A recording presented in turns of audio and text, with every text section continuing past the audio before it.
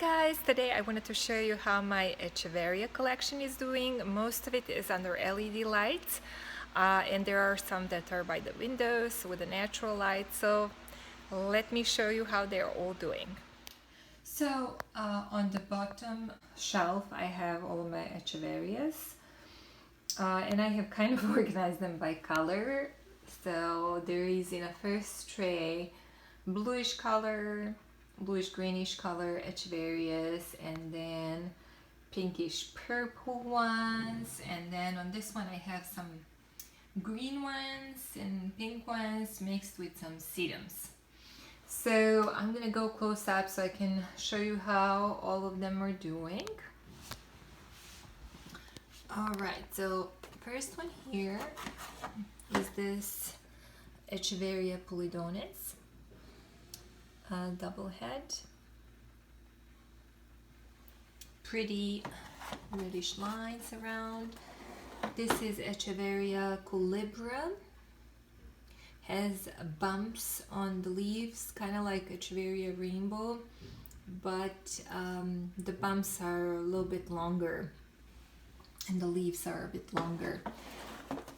This one I'm not sure about the exact ID, maybe Echeveria Atlantis, really pretty.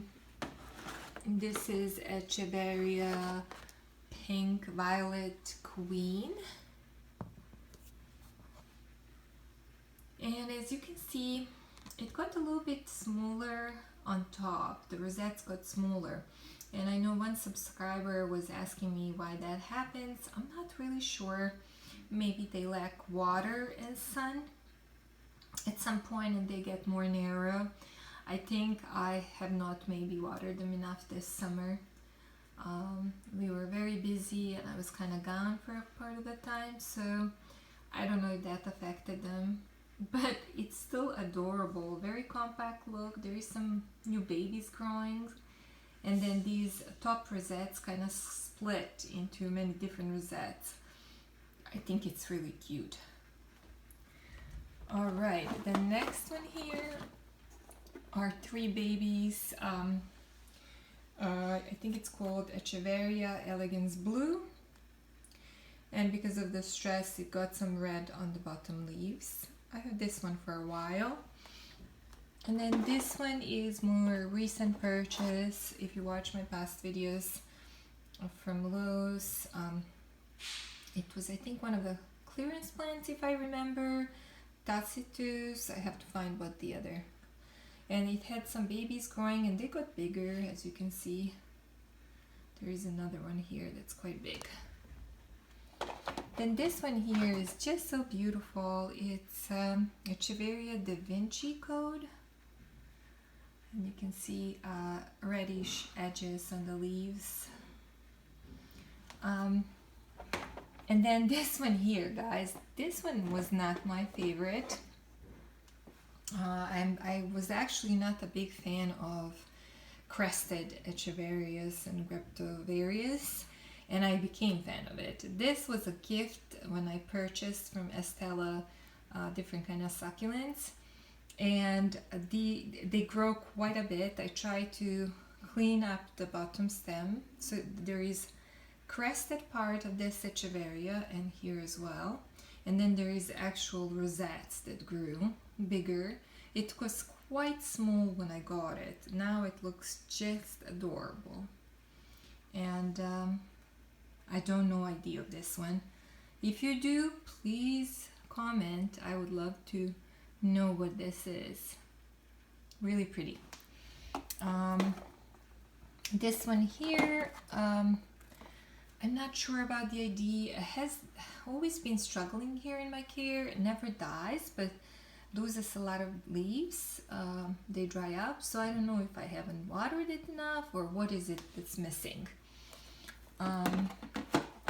This one here was a swap from Emily. This fell from the upper shelf. This is from my ghost plant.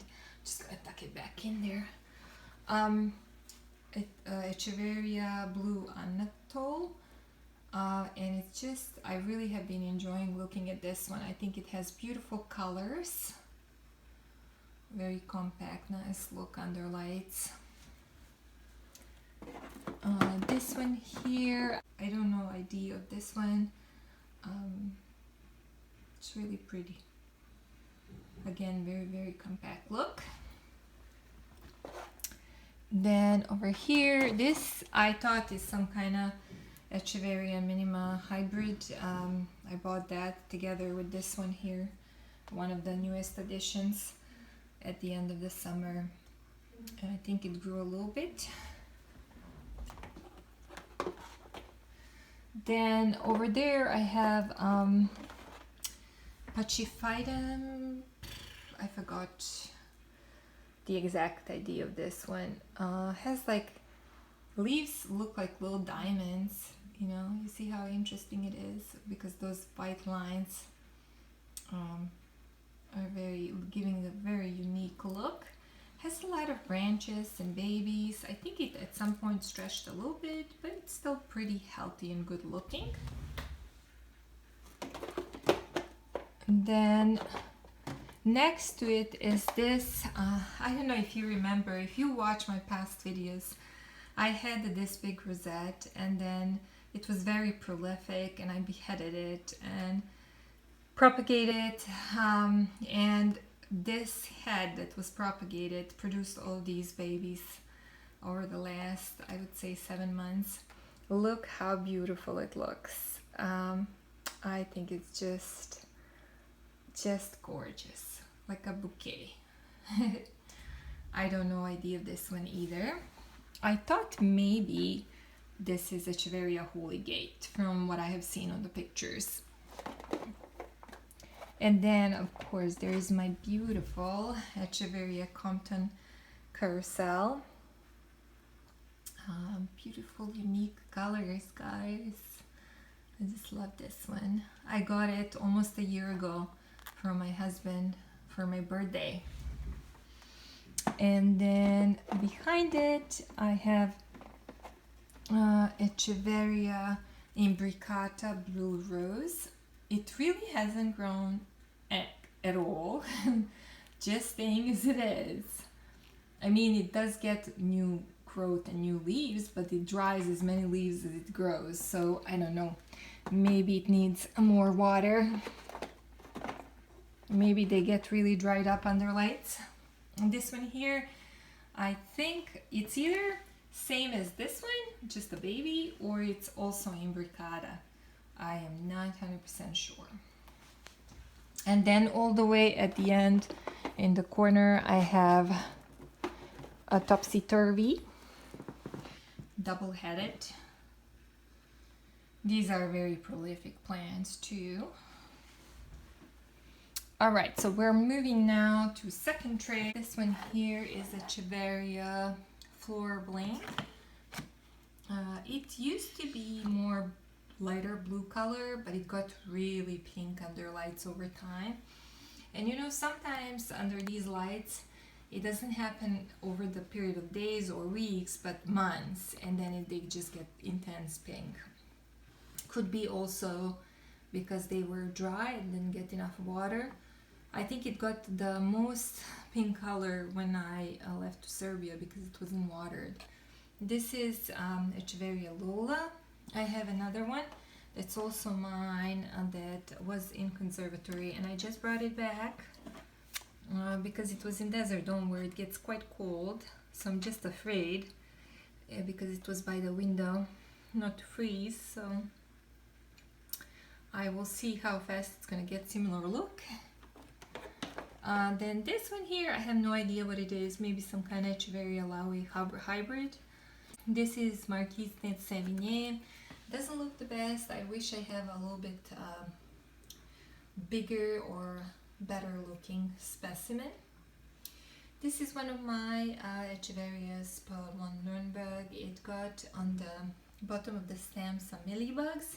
So when I was spraying it with alcohol on the bottom, I touched it over the leaves and removed some of the film. So I ruined the perfect look, but it looks beautiful still. These two are the same variety. I used to have a really huge one, And then I propagated a lot of leaves, and this is like the bottom stem that grew two rosettes, and then this is the top rosette. I don't know idea of this one. This is my Echeveria neon breakers.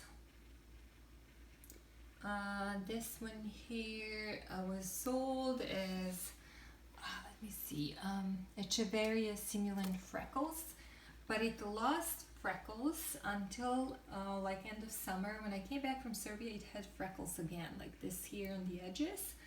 But under lights, it usually doesn't have freckles, the new leaves. So then there is my Echeveria's Raindrops. And Echeveria, I think it's called Dusty Rose. I beheaded it and sold the head, and then the branch, the stem that was left grew two branches, and I have these for a while. Now this I bought in Lowe's, I think beginning of summer or middle of summer, and it was also crested Echeveria. This is not a topsy-turvy, but the one that has leaves kind of opposite from topsy-turvy. I forgot the name of this one. And as you can see, some parts are crested, some parts are like a normal form, and they're like really pretty looking.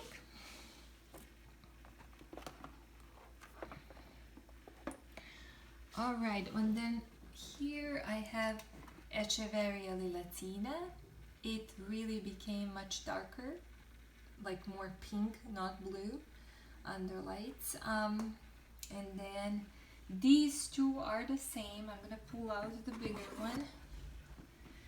This one was sold as, if I remember, Echeveria Lilac Frost. So really beautiful colors, and it has these big bumps that look like brains. And I beheaded it. This was actually the top head rosette. That's quite tall now, so I can behead it again if I want to. There is a dry leaf. And then the leftover stem grew a little pup that now is getting bumps in the middle. So really, really pretty. Now this one here is Echeveria Magnifica. Really interesting Echeveria. Has a really long stem, so I'm thinking to maybe behead this one. And here are my beautiful Echeverias decoras. Look at what a difference in color. I'm gonna maybe try to pull this one out so you can see close up, guys. And this one reminds so much to Echeveria Rainbow because of its beautiful variegation. So these were the heads that I propagated from this plant here. Here it is. The stems that were left started shooting rosettes from the ground, and they're getting quite big now too, catching up with the top heads that I propagated. So really adorable. This Echeveria does give me a lot of joy. I think it's really, really pretty.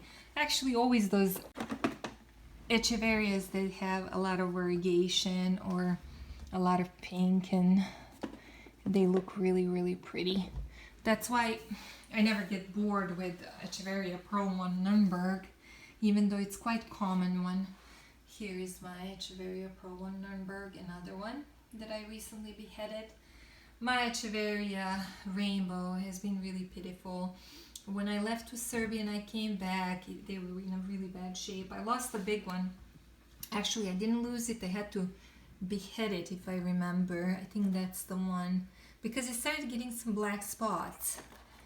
These are the little ones that are growing from a while ago beheaded stems, and these are all like, I think this was a leaf propagation, and these are like 3 original heads that I got for my birthday last year. Look at this Echeveria Hagaitu. It's absolutely gorgeous, and I didn't know it has such a beautiful blooms. They're shaped like bells, and they have like a bright reddish orange color. Really pretty. And then I have here Echeveria Fabiola. I have to pull it out so you can see how interesting it is. Then I have some sedums. This is, I think, California Sunset. Then I have another sedum here. And another sedum over here. This is my Echeveria chroma. Echeveria agavoides of some kind. This is a Echeveria, what is its name? Silver Star. And then I have here, I think this is Golden Glow Echeveria that kind of struggled during the summer, had some whack on the leaves. And this one here that I'm thinking about beheading because it has stretched at some point and then it has a really compact look on top. So let me show some bigger Echeverias that are on the natural light. I have tendency always to ignore and neglect these Echeverias agavoides because they require a bit less watering and less sunlight than other Echeverias. So they got burned again this year, this one here, and I already removed some leaves.